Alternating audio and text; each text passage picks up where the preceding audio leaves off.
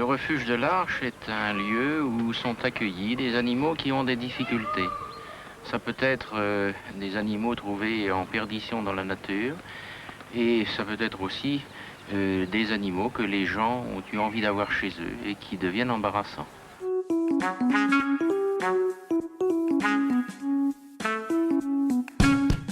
Alors le tout début de notre aventure se passe en 1968. À l'époque, j'étais entraîneur du club d'aviron à Château-Gontier et j'avais un petit peu amené les rameurs à aussi observer ce qu'il y avait autour d'eux.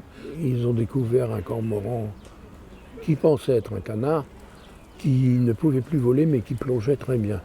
Et ensemble, on l'a emmené donc aux eaux de la Flèche où là-bas le directeur a opéré devant nous l'aile plombée.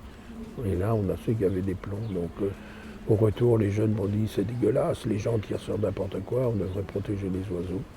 Et c'est comme ça que l'aventure est partie, avec Nichoir, Mangeoire.